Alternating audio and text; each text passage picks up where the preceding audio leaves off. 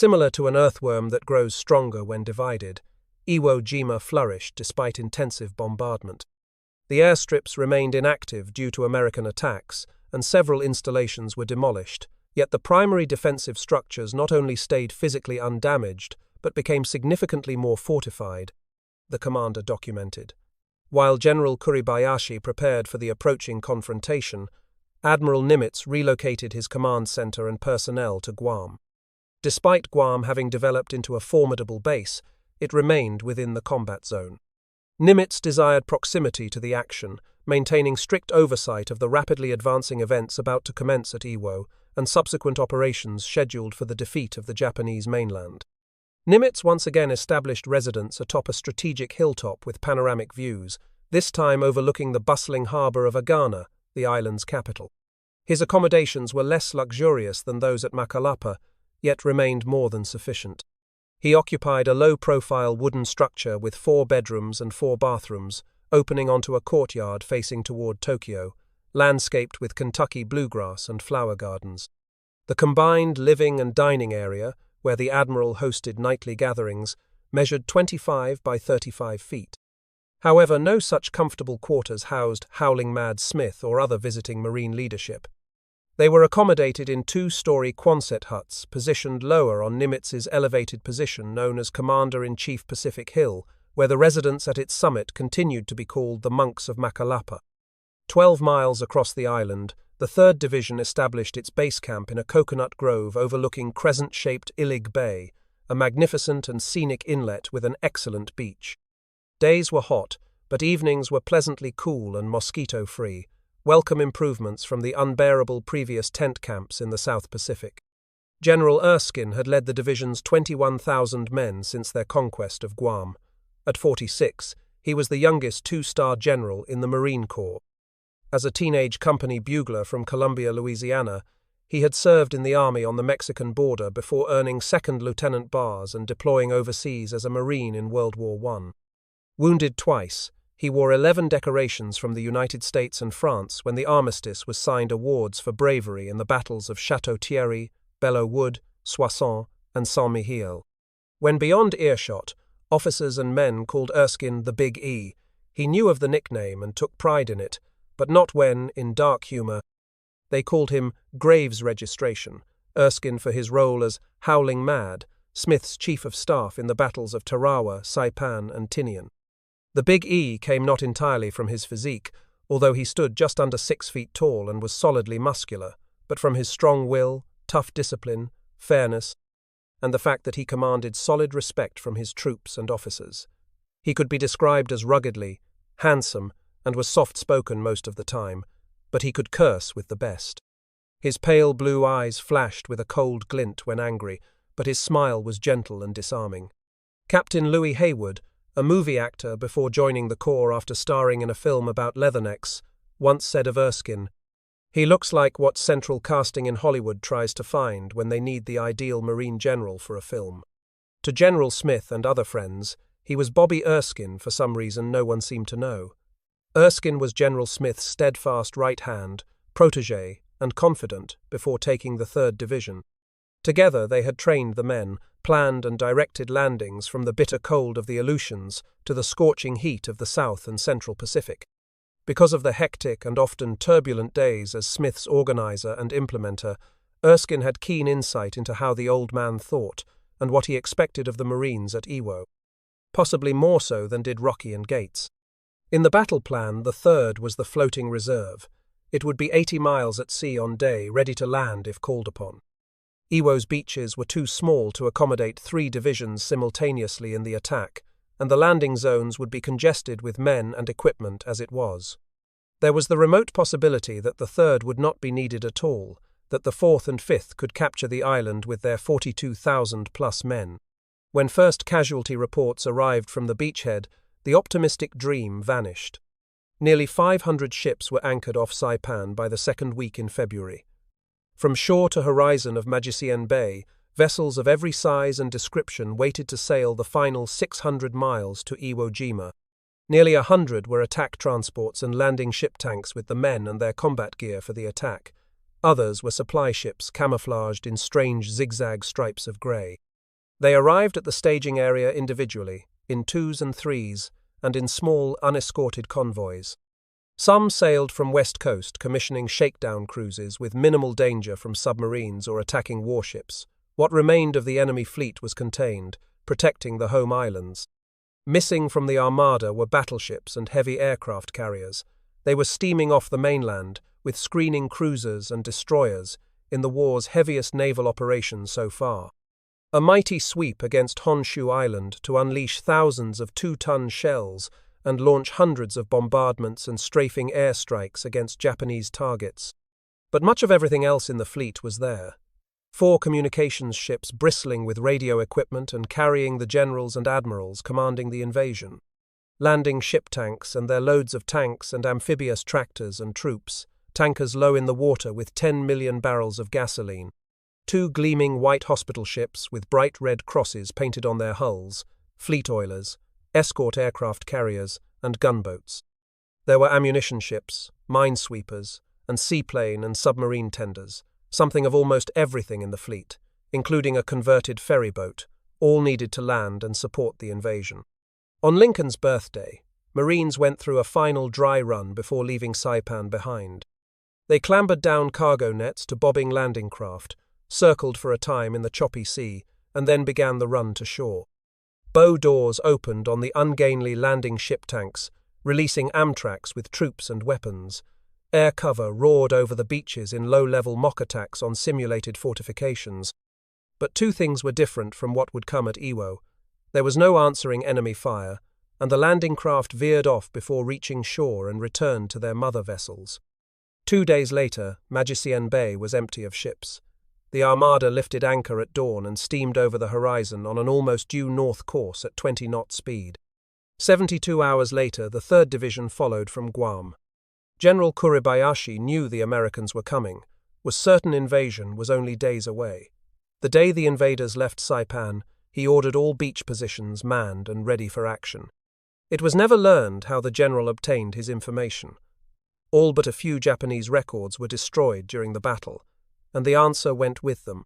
Perhaps it was a shrewd guess based on the Japanese commander's keen knowledge of what it would take to mount an invasion of Iwo, and the extent of the naval might the Americans would deploy in such an operation.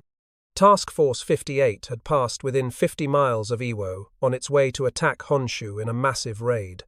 It was impossible to hide its 116 ships from Iwo's radar station, primitive though it was.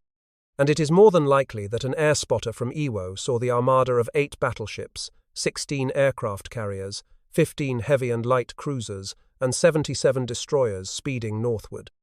Or was the tip-off an official announcement from Admiral Nimitz, a crack in his secrecy shield, which the Japanese had monitored when it was broadcast to the United States from powerful radio transmitters on Guam?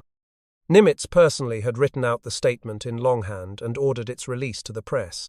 Communique number 259 read, Vice Admiral Marker Mitcher is in command of a powerful task force of the Pacific Fleet, which is now attacking enemy aircraft, air bases, and other military targets in and around Tokyo. This operation has long been planned, and the opportunity to accomplish it fulfills the deeply cherished desire of every officer and man in the Pacific Fleet. Surface units of the Pacific Fleet are bombarding Iwo Jima. Aircraft of the Strategic Air Force, Pacific Ocean areas, are bombing Iwo Jima and nearby positions in the Bonin Islands. The fleet forces are under the tactical command of Admiral R.A. Spruance, Commander, 5th Fleet. It was the first time Iwo had been mentioned in a communique, and perhaps Kuribayashi simply put 2 and 2 together.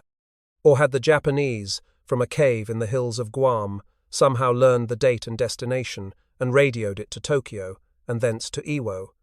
Had the leak come from spies on Maui or Hawaii, or in Honolulu?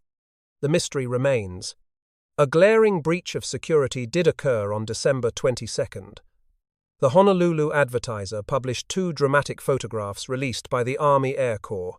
One caption read, "Bombs away," and showed American bombers over a target. Without doubt, it was Iwo Jima. Mount Suribachi was easily identified, as was Chidori Airfield. Nimitz's chief censor criticized the offending public relations officer the next day and complained loudly to the embarrassed editor. Any man familiar with Island X maps and who saw the newspaper photos could not help but know our destination. But knowing the destination of the invasion force and getting the information to Suribachi was another matter still unresolved. Island X maps were used widely during troop training, minus specific details about location, but showing the shape and small size of the target. In the bars of Honolulu, there was the usual loose talk about the upcoming campaign, but this had happened before other invasions without jeopardizing the outcome. Nonetheless, a rumor was planted that Formosa was the next invasion objective, but no one seemed to believe it. A Japanese diary found on Iwo said 4 divisions and a brigade of Marines would try to invade no later than February 19th, the exact day. A captured corporal told of a widespread belief that 5 divisions would be in the attack force. Tokyo Rose, in her propaganda broadcasts widely listened to by Marines, correctly named specific units headed for Iwo. If Admiral Nimitz had known of the frightening accuracy of Suribachi's intelligence, or lucky guess, he had neither the inclination nor authority to abort the invasion plan. Everything was in motion. The timetable was too tight. As the 70-mile-long convoy churned north, Marines felt a chilling drop in temperature. The men aboard this ship are old hands at transport life, wrote Technical Sergeant Alvin M. Josephy Jr., a 26-year-old Marine combat correspondent who in post-war years would become editor of American Heritage. Most of them have been in the Pacific more than 2 years, he continued. They have ridden transports in and out of action from the Solomons to the Marianas. Every few months they leave their camps, hike to the beach, and embark for another island nearer the mainland. Nevertheless, there is a difference between this trip and all the others that preceded it. This one has taken us out of the tropics for the first time since we left the States, and it is cold. But it was still warm enough during the day for men to sun themselves on deck. They did calisthenics, read, played cards and checkers and chess, shot dice, talked, argued, cleaned rifles and other weapons, checked and rechecked ammunition, waited in chow lines, washed clothes, wrote letters home, discussed women, recounted pleasures and disappointments of ancient liberties and leaves, reviewed training exercises, studied maps and models of the island, anything to chase boredom and escape anxiety. At night, talk and activities went on below decks until "lights out" blared through loudspeakers. Topside, the skies were clear, the sea was smooth, and a bright quarter moon failed to dim the sparkle of millions of stars. Hundreds of Marines had slept on deck on previous operations to escape the stifling heat of berthing compartments. But not now. It was too cold. At dawn, February 16th, Iwo Jima was 3 days away and shrouded in low-hanging clouds and pelted by rain squalls. During the night, Admiral Spike Blandy's pre-invasion heavy bombardment force had moved to within 6 miles of shore. His 6 battleships were the venerable old ladies of the fleet. 3 were pre-World War I coal burners, and 3 had been salvaged from the sludge of Pearl Harbor. Now all were modernized and refitted and packed a powerful punch. Turrets mounted a total of 70, 4, 12 and 15-inch guns. On station with the battle wagons were 5 heavy cruisers and 10 destroyers. 25 miles to the southeast, 10 escort carriers were set to launch planes when the weather lifted. Blandy flashed the signal at 8 o'clock in the morning. "Commence firing!" Each ship knew its targets in advance. Iwo was gridded in numbered squares, each square assigned to a specific ship. Every known major position was numbered and listed in a master index. When a target was demolished, it was checked off the chart on Blandy's flagship Estes. The methodical system faced a devastating stumbling block: the weather. Blandy had orders to shell only when targets could be identified and impacts seen by air spotters. But 10 minutes after the first shells landed, visibility fell to near zero, and all bombardment ceased. Only when clouds and rain lifted did bombardment resume in brief salvos, but hoped, for heavy bombardment never came. Just 8 planes took to the sides from the carriers to make strafing runs on Chidori Airfield and Mount Suribachi. For 30 minutes, 42 B-24 Liberator bombers from the Marianas circled the island 10,000 feet above the cloud layer. Unable to spot targets, they flew back without dropping a bomb. At sunset, Blandy's ships moved 30 miles offshore to spend the night. They would try again in the morning. 17 targets were checked off the master list. but nearly 700 were undamaged, packed with firepower and troops waiting for the Marines. The first of the 3 allotted days of pre-invasion softening was a tragic failure. It was a different, happier story for Spruance and Mitcher and Task Force 58 off Tokyo Bay. Blessed with perfect weather for 2 days, carrier planes demolished 37 buildings of the Nakajima Aircraft Company's complex, 40 miles northwest of Tokyo, and knocked down 117 interceptors. American planes were back the next day, attacking airfields and naval installations, strafing other aircraft plants, and hitting coastal shipping. Foul weather wiped out the 3rd day, and the fleet headed for Iwo Jima. Admiral Nimitz announced the results of the massive raid against the homeland in a special communiqué.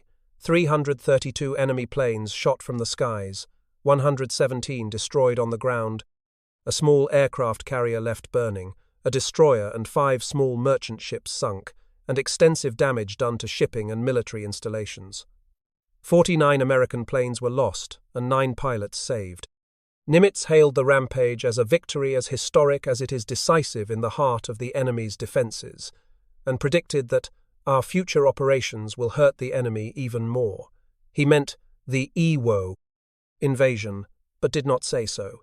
All hands were impressed except those close to the downed Navy pilots and Howling Mad Smith. He wondered why at least part of the fleet had not stayed at Iwo to add big guns and planes to the pre-invasion bombardment. 70 civilian correspondents were aboard Admiral Turner's flagship, the El Dorado. Some had been with the Marines on other beaches and had a good idea what was ahead. Others were newcomers to the Pacific and used to the relative comforts of the European theatre. Many would cover the battle from shipboard. Reporters represented the wire services, radio networks, metropolitan dailies, and magazines. A sprinkling of newsmen came from Europe and Australia. On day -3, they gathered in the steaming wardroom for a final news briefing before the landing. Turner stood at the podium and waited a few minutes before beginning to speak.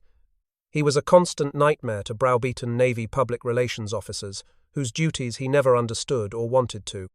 Turner's dealings with correspondents were always brusque, often approaching the feud level. He tolerated reporters and photographers as little more than excess baggage on a military operation. He had once asked Nimitz to ban them from the fleet, but the Admiral turned him down. Old-timers, who knew the terrible Turner of earlier campaigns, were taken off guard by his opening words. It is the express desire of the Navy Department that a more aggressive policy be pursued with regard to press, magazine, radio, and photographic coverage of the military activities in the Pacific Ocean areas, he said in a stilted manner, as if he did not believe his own words. He gazed at his self-defined antagonists over steel-rimmed glasses, his black beetle brows and thinning grey hair giving him a stern judicial look, and continued, "We feel that photographers are not evil. Correspondents we also have the highest regard for. They take the same chances we do. We expect facts in stories to be verified. The opinions correspondents express are their own. That is between them and the American people. Censorship will be liberal except for technical information." So far, he was making few new friends with his professorial tone. He was, after all, still Kelly Turner. He turned to the specifics of Iwo Jima. The defences are thick.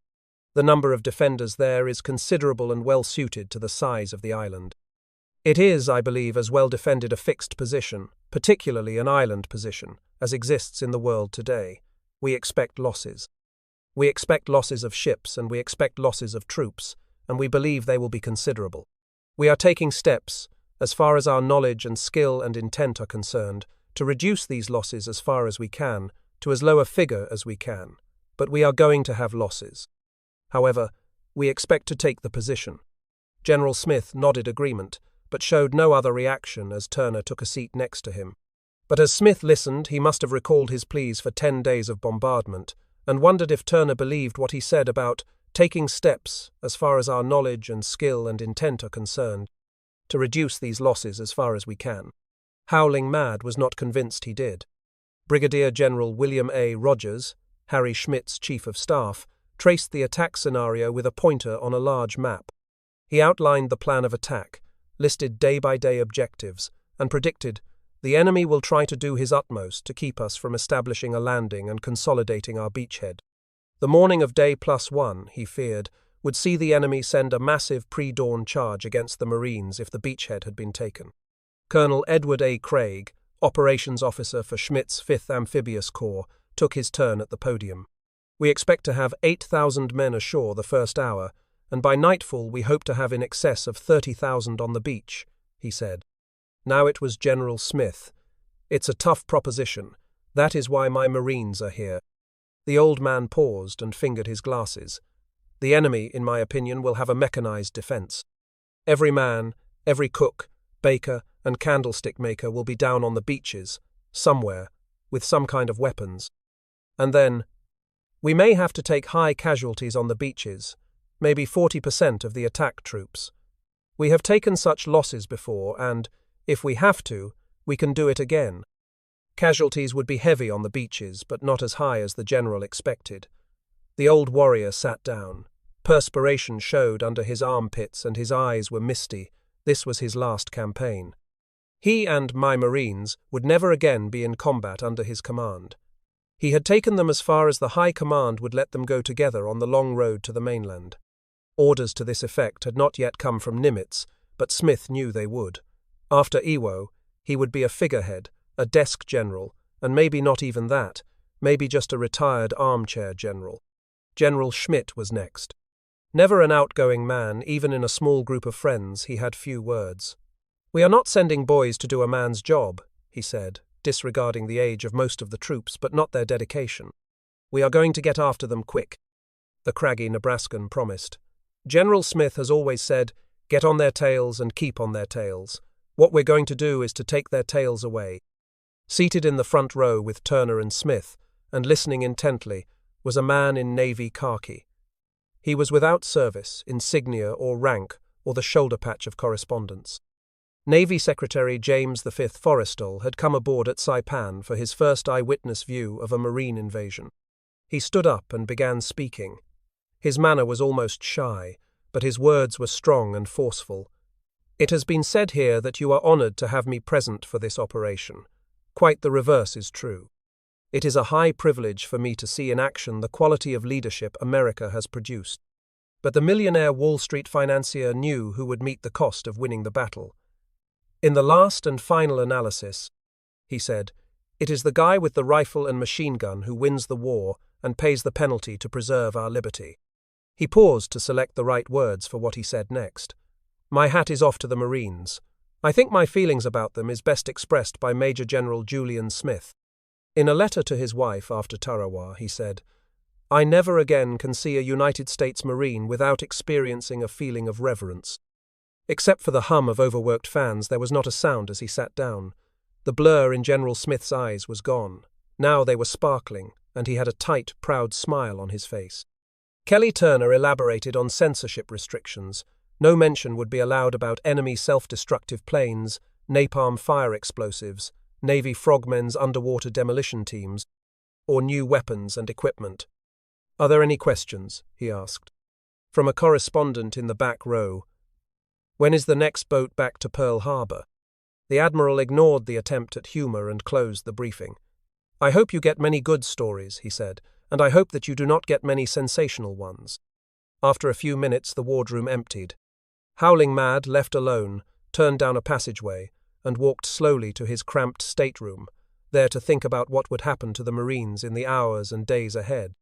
"I was not afraid of the outcome of the battle," he later told Percy Finch, an Australian correspondent and old friend. "I knew we would win, we always did. But contemplation of the cost in lives caused me many sleepless nights. My only source of comfort was in reading the tribulations of leaders described in the Bible. Never before had I realized the spiritual value, the uplift and solace a man on the eve of a great trial receives from the pages of that book." Admiral Blandy was on the bridge of the Estes at dawn of day -2. The weather was perfect for heavy use of armament and flying, smooth seas, gentle breezes, and cloudless skies. Maybe the guns and planes of his task force could make up for lost time, make a dent in the master index of targets they could not find in yesterday's low, overcast and pelting rain. They certainly would make a determined effort. Firing commenced at 8:40. The battleships, Nevada, Idaho, and Tennessee, 3 of his 6 old ladies, slammed opening salvos into the beaches and slopes in front of Chidori Airfield from 2 miles offshore. The cruiser Pensacola was 750 yards off Suribachi and blasted its base from point-blank range. 12 rocket-firing minesweepers, small and wooden-hulled, were even closer to shore. They darted back and forth, almost in the surf at times, probing for reefs, shoals, steel spikes, anything that could stop landing craft before hitting the beach. In the gentle swells between the battleships and the cruiser, 3 destroyers and a dozen gunboats closed toward the island at full speed, belching shells and 5-inch rockets as they came. Furious action erupted everywhere, a violent sea-land battle in the making. Before noon, the Navy would lose more ships and men than on day in Europe. Thousands of sailors from ships offshore scanned the incredible scene with disbelief. Giant orange fireballs, erupting geysers of black sand and rubble, and heavy grey smoke hid the beaches and obscured much of the island. But only a few shells splashed harmlessly among the battleships, and the Pensacola and minesweepers were so far unmolested. It was all too easy. General Kuribayashi watched from his headquarters in the high ground north of the airstrip. Was this a feint or the real thing? For him, this was decision time. He would not expose his concealed gun emplacements needlessly. He was certain American reconnaissance planes had not spotted all of them. But if this was the invasion, he wanted the Americans to know they would not land without fierce opposition and heavy losses. His gunners waited for orders to open fire. The general decided the invasion had begun. He believed the flotilla of rocket-firing gunboats and the angry escort of destroyers were the first wave of attack Marines. But instead of combat troops, the gunboats carried 50-man crews and 102 Navy and Marine frogmen from underwater demolitions teams in swimming trunks, face masks, tennis shoes, and fins. They were moving toward shore, armed only with combat knives and small satchels of explosives, to make a final check of surf conditions and to see if the bottom was clear. Less than 250 yards from the beaches, the gunboats were smothered by an avalanche of bombardment. Japanese coastal defense guns, heavy artillery, rockets, and heavy mortars. In 90 minutes, every vessel in the tiny armada was hit, some more than a dozen times. 43 crewmen were dead and 153 wounded before the battered remnants finally escaped under a smokescreen. Gunboats were not big enough to have names, only numbers, and frantic radio calls told the unnerving story by the numbers of what was happening. 471 asked, "Where do we go for medical help?" Engines had been knocked out on 441, and it was dead in the water. 457 was sinking fast. 469 took multiple hits and was flooding. 438's bow gun had been blown away. 459 was anchored, afire, and needed a tow to survive. 466 was in the same terrible fix. 473 blazed from bow to stern with nearly 200 holes in its hull. An artillery round cut down 5 men manning the 40mm bow gun of 449 and blew the weapon into the sea.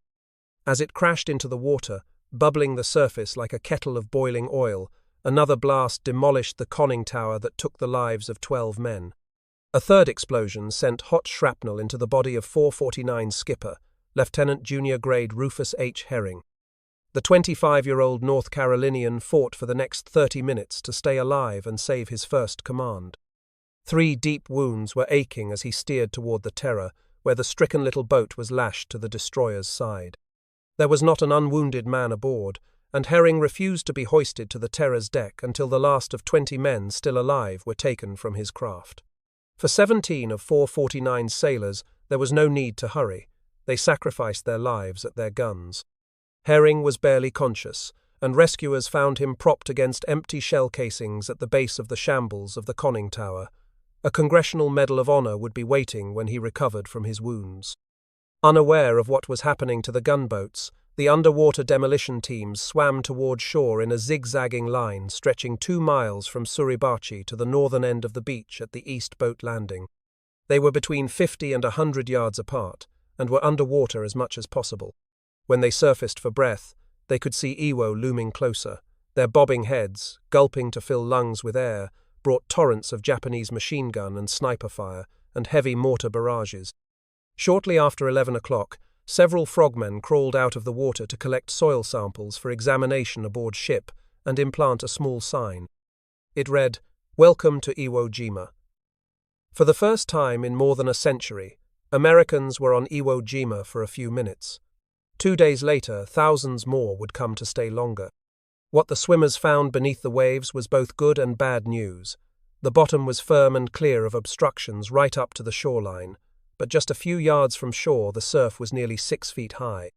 Navy coxswains would have a hard time keeping landing craft on the beaches when Marines stormed the island. These men proceeded with their assigned tasks in a business-as-usual fashion, an official report said later, factually correct, but something was lost in translation from deeds to words. No mention was made of the bravery of the unarmed sailors and Marines who also went to the front door of the battle in icy water under a deluge of enemy fire. It was business as usual for Ensign Frank J. Jerkler. "What are we getting paid for it?" He smiled before tumbling into the water for the swim to shore. Shortly after noon, he lost his legs when artillery hit the gunboat that picked him up after the mission. But casualties were amazingly light among the underwater demolition teams. 2 men. One cut himself on Futatsu Rock, 200 yards off Suribachi, where he placed a flashing acetylene torch to aid landing craft and landing ship tanks in finding the beach. Carpenter's mate first class, Edward M. Anderson, was missing, last seen swimming near the base of Suribachi with a mortar barrage bracketing him. During the mad melee while the frogmen were in the water, the cruiser Pensacola laid down constant covering fire into Suribachi, and Japanese batteries answered with heavy salvos. Just before 10:30, as she turned to escape the bombardment from 250 yards offshore, 6 heavy artillery rounds slammed into the vessel within 3 minutes. One blast wiped out the ship's combat information center. Commander Austin C. Behan, the executive officer, and 16 other men were dead. Another 127 sailors were wounded when exploding ammo boxes demolished 3 forward gun turrets. The Kingfisher scout plane was blown from its catapult as damage control teams battled to halt the fire so that the 514-foot vessel could limp out of range. Minutes later, the Tennessee took a minor hit. 6 men received slight wounds as the battleship swung to within 750 feet offshore to lay down smoke to hide the stricken gunboats. Moments later, less than 100 yards away, a shell found the destroyer Leutze, also making smoke and fishing survivors from the sea. 7 men were dead and 33 wounded, including the skipper, Commander B.A. Robbins. With the mauled remnants of the gunboat flotilla and the damaged Pensacola and Leutze as far as possible out of harm's way, Admiral Blandy's big guns opened up again. Planes from the escort carriers Bismarck Sea, Wake Island, and Lunga Point made roaring low-level strafing runs and unloaded 500-pound explosives and napalm explosives along the eastern edge of the airstrip. The center of the island was pummeled with 126 tons of fragmentation bombs by 62 B-24 Liberators from the Marianas. But, as Howling Mad Smith had observed, like the worm which becomes stronger the more you cut it, Iwo Jima thrived on our heavy artillery fires. Still undamaged were hundreds of concealed blockhouses, bunkers, pillboxes, and caves, all crammed with firepower and gunners and troops waiting for the attack. And time was running out. Marines would hit the beaches in less than 36 hours. General Kuribayashi watched the one-sided land-sea battle and was pleased. He radioed Imperial Army headquarters in Tokyo that the Americans' first attempt to invade was beaten off, but he knew they would be back. That night, Radio Tokyo told the homeland, "On February 17th in the morning, enemy troops tried to land on the island of Iwo. The Japanese garrison at once attacked these troops and repelled them into the sea." Praise and encouragement were flashed to Kuribayashi from Admiral Somu, Commander-in-Chief of the combined Japanese fleet. "Despite very powerful enemy bombardments, your unit at Iwo coolly judged the enemy intentions and foiled the first landing attempt and serenely awaits the next one, determined to hold Iwo at any cost. I am greatly elated to know that, and I wish you to continue to maintain high morale and repulse the enemy, no matter how intense his attacks, and to safeguard the outer defenses of our homeland." Day -2 was a spectacular display of American naval might, but on balance it was little more than an expensive show of firepower. Admiral Blandy's ships blasted the island with 11,243 rounds of explosives and rockets in all, some 3,000 tons of steel and TNT. Carrier planes laced the beaches and Chidori airfield with machine gun and rocket fire and slammed napalm into Suribachi's base, rugged slopes, and summit in 226 sorties. But General Kuribayashi's defenders gave more than they took. Losses inflicted on the gunboats and the damage to the other warships tilted the scale of the day's fighting heavily in his favor. When firing ceased at 6:21 in the evening and the ships moved over the horizon for the night, air photos told the sad story. Of 20 known blockhouses on the terraces above the beaches, 3 had been knocked out. Dozens of reinforced pillboxes, bristling with machine guns and mortars, were in hummocks just yards from water's edge. A handful were destroyed. Casemated artillery and naval gun positions on Mount Suribachi's base and steep slopes were hardly touched. The cliffs around the quarry above the East Boat Landing, honeycombed with concrete fortifications armed with anti-tank guns and heavy naval rifles, were deadly as ever. On the plateau north of the beaches, hundreds of other dug-in defences were unscathed, and more were undiscovered than known. That night on the Estes, a troubled Blandy and his staff studied the last photos made before sunset and decided on new tactics. Instead of concentrating only on known targets and ticking results off the master index, battleships and cruisers would come close in, would saturate the beaches, the terraces, the airstrip, and Suribachi with every gun in the armada. It would be a day-long, last-ditch massive heavy bombardment to neutralize the landing zones before the Marines faced the enemy and their weapons on the beaches. Lieutenant Colonel Donald M. Weller, the Marines' gunfire officer on Blandy's staff, gladly endorsed the scheme, but he also had another suggestion: postpone day for 24 hours. Despite the Joint Chiefs' edict that the landings must be made on February 19th, Admiral Spruance had given Blandy the option of an extra day's softening bombardment if he felt he needed it. Fearful of Kelly Turner's ire, Blandy turned to the Admiral, who vetoed any such idea and said increasing bad weather might jeopardize the entire operation. Spruance was still with the task force off Tokyo Bay and could not be consulted, so Blandy rejected Weller's plea. There was nothing for the Marine to do but acquiesce. He was a low man on the totem pole of command. Never mind the artillery, mortars, and anti-aircraft guns still undestroyed. Never mind the inland blockhouses and pillboxes that would bar the way later. He wrote a friend after the battle. Decision: clear the beach defences and the coast guns commanding the beaches. At dawn of day -1, weather gave every sign of again becoming a potent ally of the enemy. Visibility was fair, but turned poor as frequent rain squalls moved through. But Blandy had no thought of letting the elements slow the attack. At 7:45 he flashed the order to the battleships: close on the beach and commence firing. For the next 5 hours, the Tennessee's batteries were seldom silent. Salvo after salvo roared into the cliffs and the quarry above the East Boat Landing. The Idaho, 500 yards off Suribachi, did everything it could to silence the naval guns at its base and the heavy artillery on the slopes. The New York and Nevada hammered the terraces behind the beaches, blasting every suspicious hummock they could spot. Cruisers and destroyers and rocket-firing gunboats laid down, screaming non-stop barrages throughout the day as the Armada tried desperately to level targets missed earlier, and to give the first waves of Marines a fighting chance to survive. Airstrikes were again hampered by the weather. Carrier planes flew only 28 sorties, and many of their napalm bombs failed to detonate. Rocket attacks and low-level machine gun strafing of Chidori airfield did little except kick up geysers of dirt and dust. A flight of B-24s from the Marianas might as well have stayed on the ground. Once more, they could not find Iwo under the cloud cover and flew back to Saipan with bombs still aboard.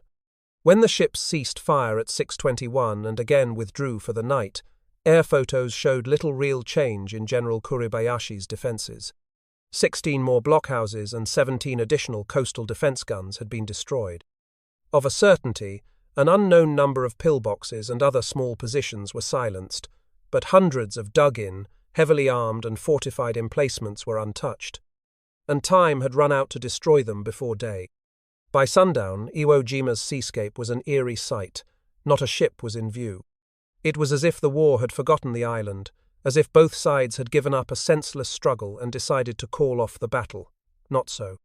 General Kuribayashi knew that invasion was inevitable, that the Americans would be back in the morning with another mighty show of force, and he would be ready. Aboard the Estes, Spike Blandy again looked at the latest reconnaissance photos and sent a signal to Kelly Turner on the El Dorado. Though weather has not permitted complete expenditure of entire ammunition allowance, and more installations can be found and destroyed with one more day of heavy bombardment, I believe landing can be accomplished tomorrow as scheduled. Blandy and his fellow gunfire officers were not going to cross the beaches in the morning as were the Marines, with khaki shirts their only armour. But he felt the bombardment had done all it could under the circumstances. Marines aboard the attack, transports and landing ship tanks at the point of the attack, strike force. The troops who would spearhead the invasion obviously were unaware of Blandy's past option for one more day of pre-invasion bombardment. But the next morning, caught in the Japanese fire on the beaches, they were dead certain that not nearly enough had been done by the Navy to wipe out the violently reacting Japanese and their defences, and the Marines were bitter. So was a livid, howling mad Smith, who would never forget or forgive the fact that Blandy's battleships had retired for the night with hundreds of shells still in ammunition lockers. Day Eve was always a time of mixed and conflicting emotions among men about to smash head-on against the enemy on a beachhead certain to be savagely contested. It was Sunday night. Chaplains held church services in wardrooms and messing quarters, but attendance was low. Most of the men were finishing letters home, giving battle gear another check, and girding themselves, as best they could, to face the coming ordeal. In a crowded troop compartment of one of the ships, some men tried to resolve, as Alvin Josephy reported, a never-settled argument between sailors and Marines about who leads the rougher life. Marines said that sailors had clean sheets aboard ships, with no mud or foxholes, and better chow. Sailors replied that they were more often in combat, usually in dangerous waters where, at any time, they could be sunk by submarines, mines, or planes. But according to a little coxswain who would take Marines ashore in a Higgins boat, neither life is soft. Scattered among the invasion fleet were the frogmen whose mission had triggered General Kuribayashi's quick reaction and his report to Tokyo that the Americans' first attempt at invasion had been repulsed. They had been pulled from the sea by any vessel they could reach when the gunboat flotilla was obliterated, and now waited for transportation back to the Marianas to get ready for the Okinawa campaign. One group was aboard the attack transport Blessman. Their work at Iwo Jima was done, they showered, had evening chow, and were talking about the hectic day, some from bunks in the crowded berthing compartment, others standing, others sitting on the deck. Shortly after 10:30, a low-flying kamikaze roared across the island from the northwest. He had no specific target, any ship would do. He dropped one explosive and was shot flaming from the sky, but the 100-pounder crashed through the Blessman's deck and exploded among the underwater demolition teams. 2 were dead and 20 wounded, along with 11 of the ship's crew. In his cabin on the El Dorado, Holland McTeer Smith, Lieutenant General, United States Marine Corps, once again read his Bible and prayed. Before putting out the bunk light and closing his eyes, he read aloud from a small blue card the ship's chaplain had passed out to all hands. The words had been written in 1642 by another old warrior, Sir Jacob Astley, about to lead his troops in the Battle of Edge Hill in England's Civil War. O Lord, Thou knowest how busy I must be this day. If I forget Thee, do not Thou forget me. And so the warriors had gathered off Iwo Jima for a battle to rival the carnage of Antietam and Gettysburg. A soft 7-knot breeze from the north barely rippled the turquoise sea. A few scattered clouds dotted the rapidly brightening skies as dawn spread across the horizon. If ever there was an ideal day for invasion, this was it. Surrounding the island was an armada that dwarfed any so far assembled in the Pacific War. Admiral Spruance, on his flagship Indianapolis, had arrived during the night to take command of the attack, and he had brought Admiral Mitcher's mighty Task Force 58 with him. Stretching to the limit of sight, and well beyond, were 485 ships needed to land General Smith's Marines and support them in battle once the beachhead was seized. As the sun's first rays brought detail to the grey silhouettes of the invasion force, Admiral Turner appeared briefly on the bridge of the El Dorado. In tattered old bathrobe, he rubbed sleep from his eyes, scanned the island dead ahead and its steel ring of ships. Then he disappeared to launch the attack. Day of any invasion begins early, slowly, and in seeming mass confusion. It gains overpowering momentum as intricate planning, training, and organization take hold. Then it explodes in a cacophony of thundering sound and destruction. The pattern was the same at Iwo Jima. General Suribachi and his troops could have felt only awe at the scene and known that the Americans had come in full force, with every intention of staying. At 3 o'clock in the morning, Marines were roused from bunks by clanging gongs and blaring loudspeakers. Réveil! Réveil! Few had slept soundly, most tossed fitfully through the night, others slept not a wink, and few took more than a few bites from steak breakfasts, the traditional last meal before attacking the beaches.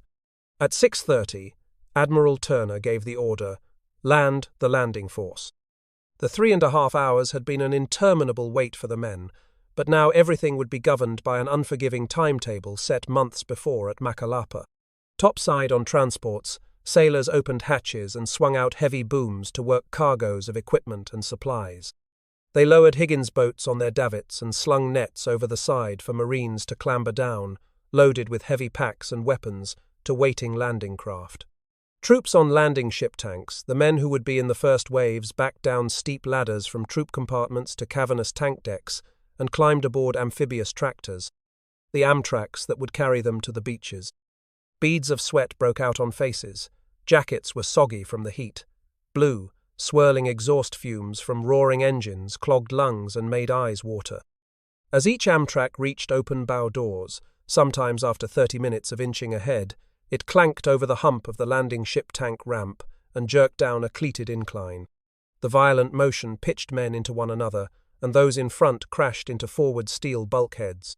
Once in the water, the Amtraks made giant circles like covered wagons in a movie fight between cowboys and Indians, and waited for the signal to form waves and head for shore. The last chance to clear the beaches with naval fire began at 6:40. It mounted in fury for 80 minutes as thousands of tons of hot steel and explosives ripped into the island. Every capital shipite battle wagons, 19 cruisers and 44 destroyers seemed to be firing at the same time. Each knew what it was expected to do, what targets to hit, the number of shells to fire, and the exact time to send them on their way. Navy men and correspondents who had been at Normandy said the bombardment was mightier than that on day in Europe. The island shuddered as if its slumbering volcano was coming to life. "Maybe the thing will blow up and sink into the ocean," a Marine on the El Dorado said, "and then we can all go home." From offshore, men watched in awe. They could clearly track the arching trajectories of 16-inch shells from the battleships screaming through the sky. Each impact made a brilliant orange flash that vanished in a blanket of greyish-black smoke and billowing clouds of dust. Suribachi's mustard-brown slopes were hidden in the pall, its summit barely visible. The beaches, and the slopes behind them, were engulfed in falling cascades of dirt and debris. Giant craters were punched in Chidori airfield, and the Motoyama Plateau in the center of the island quaked. 9 rocket-firing gunboats moved to within 250 yards of the east boat landing and opened fire at 6:45. In 30 minutes, 9,500 of their 5-inch missiles slammed into the cliffs around the quarry. Blazing trails of white sparks and smoke marked the roaring flights to targets. All firing ceased at 5 minutes past 8. It was time for the carrier planes to add their pulverizing punch. 4 abreast in screaming dives from 10,000 feet, 72 Navy Corsair and Hellcat fighters and Dauntless bombers swarmed into action. They made low-level, 300-mile-an-hour runs in a mad aerial circus, dropping explosives, firing rockets and strafing with curtains of machine gun bullets. They crisscrossed the beaches, buzzed the terraces inland, and plastered the hills to the north, then zoomed up under full throttle to swing around Suribachi and make more passes in the pattern of destruction.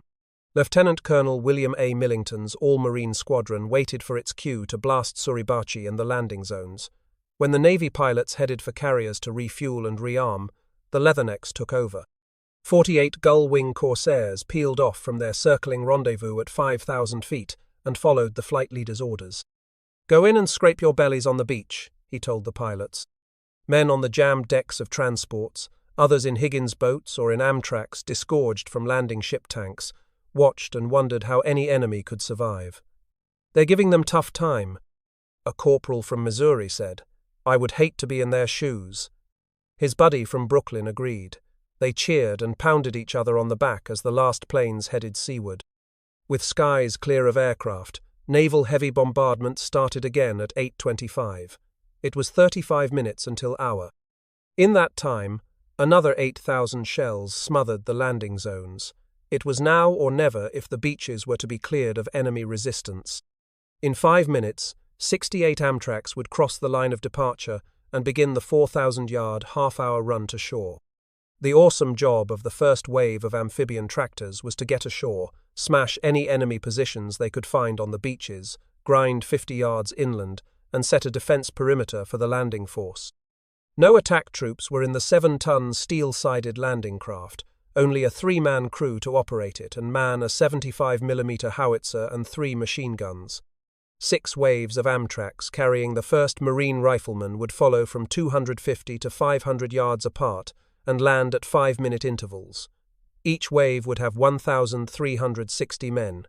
Hundreds of Higgins boats would come in succeeding lines with thousands of men to consolidate and expand the beachhead and to slash across Iwo's narrow neck at the base of Suribachi. 4 regiments, the 23rd and the 25th of the 4th Division on the right, and the 27th and 28th of the 5th Division on the left, were the spearhead. Prosaic names were given the 7 landing zones on the 2 miles of black sand from Suribachi to the northern cliffs around the quarry: Green Beach, Red Beach 1, Red Beach 2, Yellow Beach 1, Yellow Beach 2, Blue Beach 1, and Blue Beach 2. As place names in history, they could not match Omaha, Utah, Nevada, and the others at Normandy. But to the Marines, Iwo's beaches would never be forgotten. High tension rode with the men as they churned toward shore. Across the ramp of one Higgins boat, in foot-high letters, were the words, "Too late to worry." Troops peered intently over spray-drenched gunwales of the bouncing craft and wished they were somewhere else, anywhere else. They wore freshly laundered olive-green fatigues, sprayed with disinfectant. Men in early waves had covered their faces with a white cream to protect against the possibility that the enemy would meet the attack at the shore with a wall of flames fed by underground fuel lines. Steel helmets were camouflaged with a light brown cloth cover.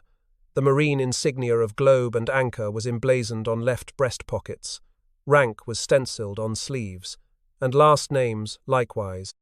Across the back of dungaree jackets, troops carried their weapons and 2 heavy knapsacks of gear, as well as a gas mask, a rolled blanket, and a poncho. All had extra socks and dungarees, toilet supplies, and cherished photographs and letters. Many had Bibles in jacket pockets. Corpsmen toted 51 pounds of battle dressings, morphine, sulfur, and a small kit of surgical knives and scissors. Mortarmen were saddled with a back-breaking 122 pounds. Battle baggage of riflemen, machine gunners, communications squads, flamethrowers and demolitions, men varied in weight somewhere in between. Normal conversation was impossible in the landing craft. Only yells were audible. One man might smile at his buddy with a self-conscious, tight-lipped grin of bravado, and they would make shouted attempts at confidence-building banter. But most tried to control anxiety and fear. Even battle-hardened old-timers knew no one ever got used to a combat landing under fire. Alan R. Matthews would always remember the ride to the blazing beach, although the sounds of battle were still faint as he made the trip. The roar of his Amtrak's engines, and the clatter of its endless steel-belted tracks, all but drowned out even the thunderous blasts of 16-inch guns unless the craft was passing within yards of a cracking salvo from a battleship. Matthews was a 32-year-old private, the oldest man in his company, a father of 2, and less than a year from civilian life. He had been a political correspondent for the Richmond, Virginia, Times-Dispatch. "I checked my gear carefully," he wrote of the anxious 30 minutes. "Canteen tops tightly screwed, yes. Grenade pins bent sufficiently to keep them from being pulled accidentally, but not enough to hamper my pulling them when I needed to, yes. Chamber and operating rod of my rifle free of dust, yes. Oil and thong case and combination tool in my rifle, yes. And my personal possessions, the extra socks in the hip pocket with my handkerchief, my billfold was in the other hip pocket. The waterproof envelope in which I carried the pictures of my wife and family was secure. My fountain pen was clipped fast in my breast pocket. The extra cigarettes were in the gas mask carrier. I was afraid that I was showing my nervousness, and I felt that I wore too much gear, and I wondered how the barman could maneuver at all with his heavier weapon and his larger supply of ammunition." A grinning corporal shouted in his ear, They are really pouring it in, are not they? I would rather be out here going in than in there having to go through what they are having to go through. Another voice. I wonder if we are drawing fire from the shore batteries. Grins vanished, Matthews recalled, and we all turned more anxiously toward the island. Corporal Eugene S. Jones, on his way in with a flamethrower platoon, thought the island looked like a pinball machine, what with the streaking rockets and fireballs from exploding shells. Biggest pinball machine you will ever see, was the shouted answer to the 18-year-old from Sergeant Herbert Ginsberg. From someone else, it will be like shooting ducks. The loud rejoinder, but these ducks will be shooting back. Sailors waved and shook their fists and yelled at passing landing craft. Go get them, you beautiful glory hounds. Marines smiled and waved back, not hearing a word. 10 minutes before hour, B-24 Liberators made their final bombardment runs. It was another disappointing performance. Of 44 planes that left the Marianas, 15 made it to the island. The rest turned back because of bad weather en route to the target. Those that did find Iwo haphazardly unloaded just 36 500-pounders. So disenchanted was Admiral Spruance with the 7th Air Force's contribution to the pre-invasion bombardment plan that, the night before, he wanted to scrub the last mission. Ray, we will take all the help we can get, General Smith said, and the raid, such as it was, came. Naval bombardment lifted from the beaches at 8:57. The first wave of Amtracs was less than 600 yards from shore. Now the thunderous bombardment ripped the island 400 yards up the terraces, and the range would lift farther inland every 3 minutes to keep from hitting the troops. Bill Millington's marine pilots swarmed back for a final plastering of Suribachi with napalm bombs. It was a spectacular show as their corsairs unleashed the oblong missiles that tumbled end over end into the volcano's gun-infested sides and among the giant boulders at its base. Big balls of flame and smouldering black clouds of smoke erupted when the explosives exploded, but more than half did not, and bounced crazily along the rugged ground where riflemen later detonated the duds. Radio circuits crackled with minute-by-minute reports from air spotters.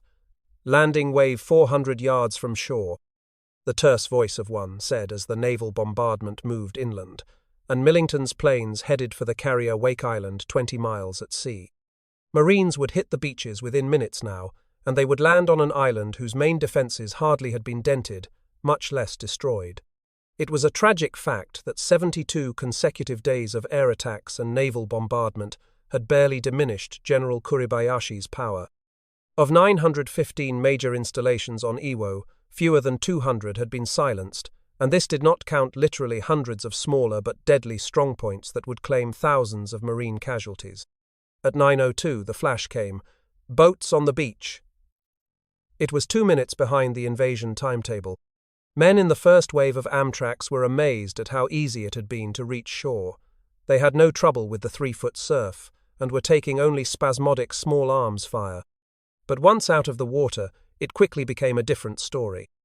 Machines lost buoyancy and traction as engines roared and steel treads cut foot-deep trenches in the loose black sand as they struggled to grind up the steep 15-foot terraces. To stay on the beach meant disaster. Minutes behind were the first wave of attack troops who had to have room to scramble out of their craft and fight. Congestion mounted like a Times Square traffic jam at theatre curtain time. Some Amtracs reversed gears to back a few yards offshore and lay down covering howitzer and machine gun fire.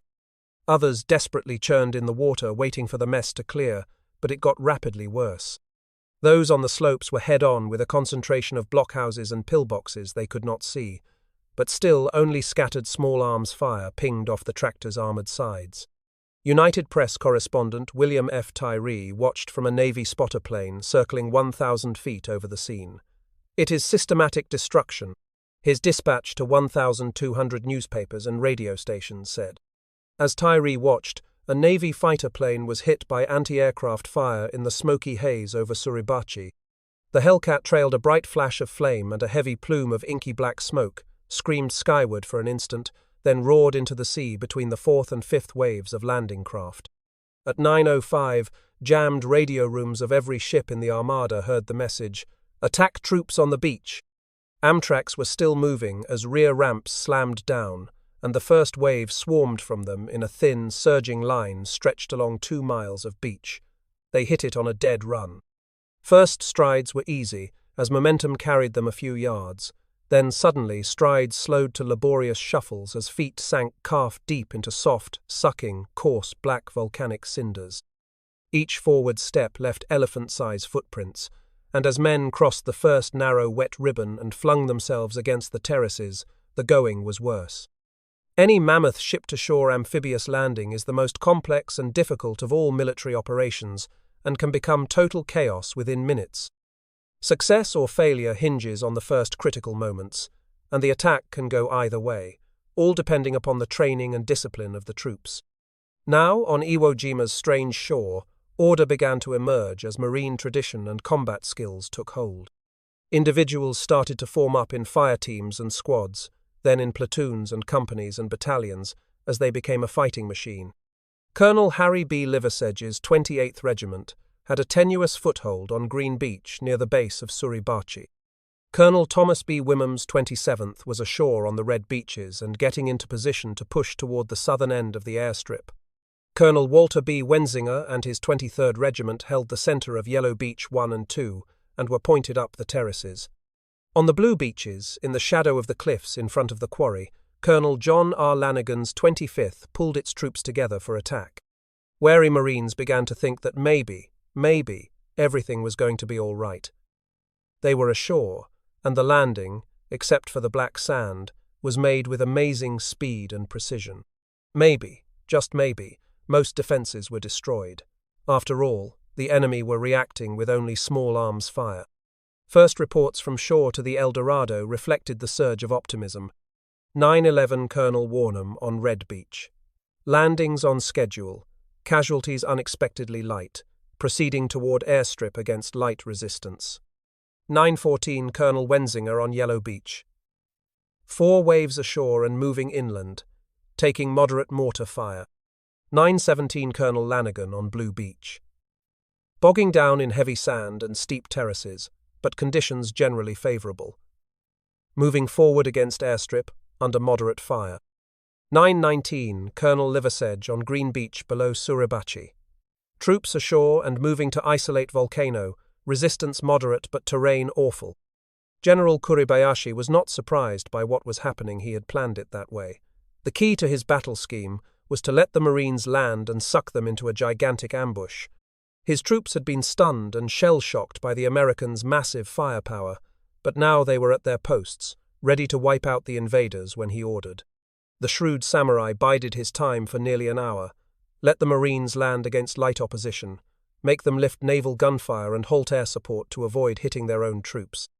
Give the Japanese time to shake off the effects of heavy bombardment. Let the beaches pile up with men and equipment, then cut off further landings with smothering artillery and mortar fire. Halt the flow of reinforcements to pin down Marines. Let outfits ashore be filled with casualties, then push the invaders off the island. Kuribayashi triggered the trap shortly after 10 o'clock. Sand hummocks, appearing as giant dead ant hills moments before, spewed machine gun fire from apertures hardly visible just above ground level. Mortars fell in cascades from hundreds of concealed pits, heavy artillery and rapid-firing anti-aircraft guns, barrels lowered to rake the beaches, slammed shells into oncoming landing craft and support vessels. Landmines, sown like wheat in a field, exploded in sickening blasts on the terraces as Marines stumbled across them. 15-inch coast defense guns and large mortars rained down from Suribachi's base, slopes and crater. Every square yard of the beachhead was under methodical, deadly fire. There was no main defense line for the Marines to breach. It was like a giant sponge, every hole a separate hell. By now, 6,200 men were pinned down on the 3,000-yard strip of sand, more than 2 Marines to every yard of shoreline. Boats were still trying to land, and troops wondered why. There was no place for more men to maneuver. There was no way to dig a foxhole. As fast as loose volcanic ash was scooped out, the hole filled up again as in a bin of wheat. Men burrowed as best they could into the sand, or pressed against porous rocks, or hugged the sides of shell craters, anything for a shield from the withering enemy fire. When landing craft could, they backed off through the surf, but many were hit in the water. 7 were demolished within 5 minutes and sank with tanks, trucks and ammunition. Shore parties desperately tried to manhandle cargoes and keep the beachhead open. It was a losing attempt. When vehicles and artillery made it to shore, they were immediately mired to the hubs in the sand. Damaged Higgins boats and larger landing craft quickly filled with water that made them unmovable. It was a scene of twisted hulks of boats, of burning jeeps and trucks and bogged-down cannon, and the early wounded, waiting painfully, patiently, for evacuation. 2 miles at sea on the El Dorado, General Smith and Admiral Turner monitored radio circuits that snapped with heavy, static and cryptic messages from unit commanders over the sounds of battle. They had shared the common bond of apprehension and concern before, especially during the invasions of Tarawa and Peleliu, but never had the situation been more grave. 10:36, from Pat Lanigan's 25th Regiment at the northern end of the thin beachhead. Catching all hell from the quarry. Heavy mortar and machine gun fire. Troops inland, 200 yards but pinned down. His men were looking up at cliffs nearly as formidable and heavily armed as was Suribachi. 10:39, from Walt Wensinger's 23rd Regiment in the centre, hugging the terraces at their steepest incline along the sides of the airstrip.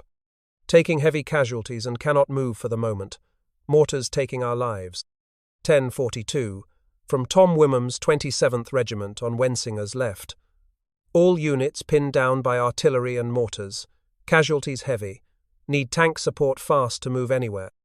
10:46, Harry Liversedge's 28th Regiment, struggling to cut off Suribachi from the rest of the island. Nearly across the neck, but taking heavy fire and forward movement stopped. Machine gun and artillery fire, heaviest ever seen. General Kuribayashi had sprung his ambush, but it had a fatal flaw. He had waited too long. He had given the Marines an irretrievable hour before launching his counterattack. And during that hour, everything the Marine Corps was well-trained, disciplined, proud, brave, determined men showed the stuff of which it was made. More than 6,000 troops were on a tiny but functioning beachhead. They had a few tanks and bulldozers to cut lanes through the terraces to get the Shermans into firing position. They had some artillery, not very much, but enough to let the enemy know it was ashore. They had something of everything needed to fight and survive for the time being. And they had faith that help would come, faith that because they were Marines they would pull through and win again. Once more men started to move, spurred by Marine Corps tradition and individual valor. The Marines have a way of making you afraid, not of dying, but of not doing your job, was the way Captain Bonnie Little, dead in action at Tarawa, said of the esprit de corps in his last letter home. First, it was one man lunging into the maelstrom of enemy fire, then 2s and 3s, then fire teams and squads, then larger units. Some landing craft survived the mortars and artillery to put more tanks and cannon on the beach. Marines fell in mounting numbers, their screams of pain cutting through the din of fighting, but others pushed inland from the shore, up the terraces, and over the top onto the airstrip runway. Still others rammed across the neck of the island at Suribachi's base. They crept and crawled, dodged and ducked, slithered and staggered, but they moved forward. Sergeant Charles C. Anderson, Jr. was mortally wounded early on Yellow Beach 1. He lost both legs and an arm to a landmine, and was evacuated to an attack transport. In one of war's tragic ironies, his father was the ship's skipper. "I am feeling pretty good, but I wonder how Mother will take all this," he whispered, and died in his father's arms. When a Navy chaplain carried word to Mrs. Anderson at home in Washington, D.C., she asked, "Is it my husband or my son?" Given the answer, she said, "A force stronger than ours has taken charge." Then she dressed in a neat candy-striped uniform and reported for duty as a volunteer nurse's aide at Bethesda Naval Hospital. Only family and close friends would know about Sergeant Anderson's death. But newspapers and radio broadcasts told millions of another day lost gunnery Sergeant John Basilone. Already a Marine Corps legend as the first Leatherneck to be awarded the Medal of Honor in World War II, Manila John was leading his machine gun platoon through the fury of Red Beach 2, when a mortar cut him down. In 1942, on a black October night in the steaming jungles of Guadalcanal, Basilone had single-handedly wiped out a company of Japanese trying to overrun his position on the Tenaru River. With a Colt .45 pistol and 2 machine guns sewn, cradled in his arms after the other was knocked, Outh stopped a screaming Japanese charge and held out alone until dawn, when reinforcements came up. Nearly 100 sprawled Japanese dead were around his cut-off outpost. Basilone was dark, complexioned and handsome, had big ears like Clark Gable, and a wide grin. His Italian parents beamed with pride on a very special afternoon in 1943, when 30,000 well-wishers honoured him at a gala celebration on the 2,000-acre estate of tobacco heiress Doris Duke near Raritan, New Jersey, his hometown. Manila John blushed when news photographers snapped his picture while being kissed by a Hollywood starlet, smiled broadly when an oil portrait was unveiled in the tiny brick town hall, and was shyly grateful for the $5,000 war bond neighbors gave him. He turned down the bars of a second lieutenant. "I am a plain soldier," he said, "and I want to stay one." From earliest memory, Basilone had wanted to be a professional fighting man. He had done a hitch in the army before joining the Marines in 1940 and had served in the Philippine Chance, his nickname. To millions, Basilone was a hero, one of the first of the war, and could have remained stateside training troops and selling war bonds. Instead, he said farewell to his new wife, also a Marine, and joined the 5th Division. Staying behind, he told buddies, would be like being a museum piece. And it just would not seem right, he said, if the Marines made a landing on the Manila waterfront and Manila John was not among them. Now, with the invasion 90 minutes old, the intrepid sergeant had one thought. "Come on, you guys, let us get these guns off the beach." He yelled at the gunners just behind, backs hunkered low and straining under heavy loads of weapons and ammunition amid the blistering fire. The wasp-like whir of an incoming mortar sounded its eerie warning, then a shattering blast. Basilone lunged forward in mid-stride, arms flung outward over his head. He and 4 comrades died in that instant. On his outstretched left arm was a tattoo. Death before dishonor. Manila John would not see Dewey Boulevard again, but he had won the Navy Cross, the Marine Corps' second highest decoration for valor. Other heroes took his place that day on Iwo Jima. One was Tony Stein, a 24-year-old corporal from Dayton, Ohio, a hardened veteran of campaigns at Guadalcanal, Bougainville, and Vella La Vella, a tiny island of rainforests in the Solomons. His rampage came as Able Company of the 28th Regiment's 1st Battalion struggled to isolate Suribachi. Stein and 2 other men, Sergeant Merritt M. Savage and Corporal Frederick Tabert, were at the point of the attack. Stein spotted a pillbox holding up the advance and went for it. His weapon was a one-of-a-kind machine gun fired from the hip in the swashbuckling style of a gunfighter in the Old West. The husky corporal called it his Stinger, and it was unique. Stein had been an apprentice toolmaker before enlisting in 1942 and used his skills to fashion it from a scrounged machine gun from the wing of a wrecked Navy fighter plane.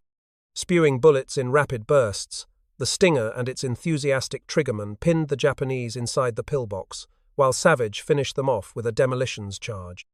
In a 60-minute shootout against 9 other strongpoints, Stein eliminated at least 20 Japanese, while Savage and Tabert covered him. When ammunition was gone, he shed steel helmet and burdensome shoes and dashed to the beach under savage fire to get more. He made 8 round trips, shepherding a wounded Marine each time. On the 9th foray, he was slammed in the shoulder with chunks of shrapnel. Captain Aaron C. Wilkins, the company commander, ordered him to the beach for treatment and evacuation. Stein talked him out of it and stayed in the fight.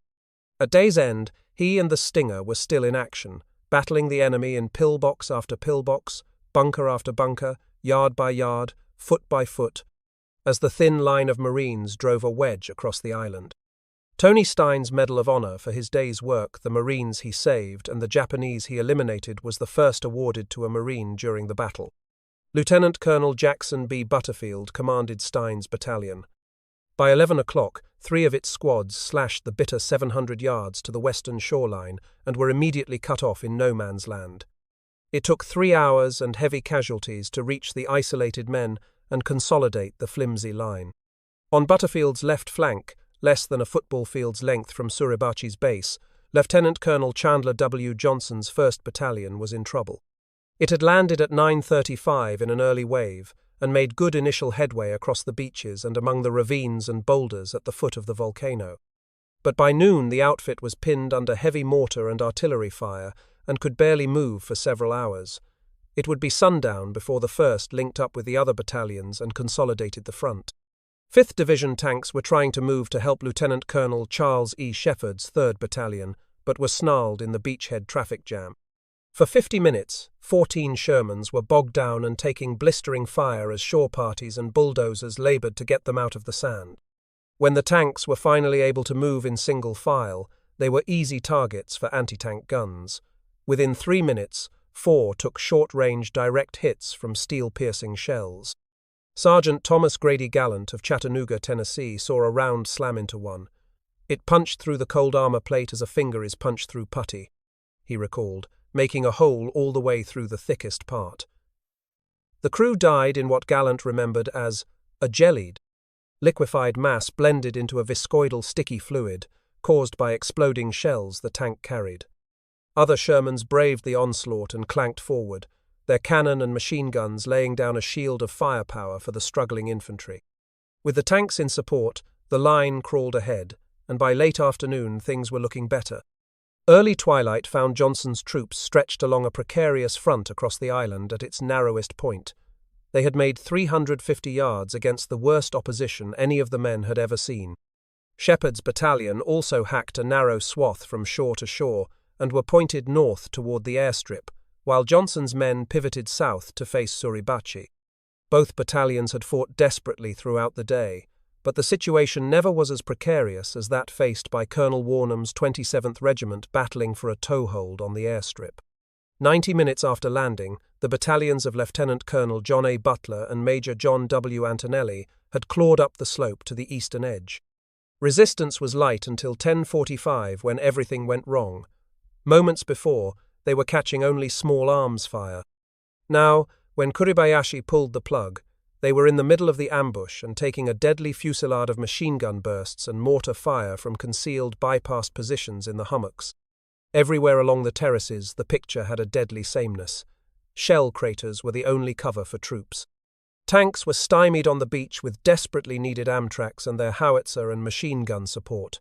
Ammunition was running short. Casualties worsened by the minute, and any attempt to take the wounded off the slopes drew even heavier violence. There was no forward movement by 11:30, and the battalions were fighting to live from naked positions against overpowering odds. Gaunt, lumbering, slow-talking Colonel Louis C. Plain, the 27th's executive officer, had fought the enemy as a captain at Guadalcanal. Now he scampered from shell hole to see what could be done at the front. Just as he reached the ridge, a machine gun chattered and he fell with deep wounds in the left shoulder and arm. He stayed in a crater for 6 hours, helping beat off the Japanese, until he knew the line would hold. Then he crawled and rolled down the terraces and waited for hours with hundreds of others to be evacuated. Confusion and devastation mounted by the minute on the beaches, and the effects of the near chaos were felt 2 miles at sea. In the choppy waters, Higgins boats and larger landing craft loaded with reinforcements, tanks, artillery, ammunition, trucks, cranes, medical supplies, bulldozers, fuel, and fresh water circled the central command boat and waited for a signal to head for shore. But the beachhead was so cluttered with wreckage, so smothered in artillery and mortars, that only a trickle of boats could leave the area. Those that did were sent in one by one as debris was manhandled or winched aside or blown to smithereens by explosive charges. Shortly after 1 o'clock, Admiral Turner accepted the inevitable. He closed the beaches until Japanese fire slackened and something could be done to clear the monstrous logjam. Nothing moved toward shore for nearly 2 hours. Finally, at 2:58, the calamitous situation had eased enough for 6 5th Division tanks to land, along with Lieutenant Colonel Daniel C. Pollock's 1st Battalion of the 26th Regiment. They swarmed into a morass of destruction and heavy fire. It took nearly 2 hours to get off the beaches. Before they reached the slope, 2 tanks were destroyed and the infantry was cut to pieces. Lieutenant Colonel Don J. Robertson's 3rd Battalion of the 27th Regiment was the last of the 5th Division troops to land. They clambered down cargo nets to bobbing Higgins boats shortly after 9 o'clock. It took nearly 7 hours of circling before they were sent ashore. Many were seasick, and the hours of anxiety were made no easier when the men looked over the heaving gunwales and saw what was ahead. When finally on the beach, they lumbered into a bedlam. Hundreds of wounded awaiting evacuation, smouldering wreckage of boats, supplies, and equipment. The move up the terraces was as bad and deadly as ever, but by twilight they were along the edge of the airstrip and digging in for the first night on Iwo. The 4th Division's landing zones stretched north from halfway up the shoreline to the high cliffs above the East Boat Landing. Masses of reinforced concrete blockhouses armed with coastal defense guns and artillery, and a maze of bunkers, caves, and pillboxes packed with anti-tank and heavy machine guns honeycombed the steep slopes. From this high ground around the quarry, Japanese firepower was zeroed in on the division's beaches and made them a roaring death trap that surpassed, if that were possible, the inferno around Suribachi where the 5th Division was meeting the Japanese for the first time. But the 4th's attack battalions had had relatively easy going until General Kuribayashi sprang the counterattack. Then, like their 5th Division comrades, they were easy targets for the downpour of artillery, mortars, and concentrated machine guns. Lieutenant Colonel Ralph Haas's 1st Battalion of the 23rd Regiment made slow headway against the searing artillery and mortars and found itself with another problem, a field of landmines. Major Robert H. Davidson's 2nd Battalion, on Haas's right, met the same savage resistance and obstacles as it punched toward the cliffs. Each minute brought more casualties to each outfit. Lieutenant Colonel Hollis U. Mustaine's 1st Battalion spearheaded the 25th's push toward the quarry. It fought through miserable terrain and violent Japanese reaction to gain 600 yards inland from the beachhead and up the slopes.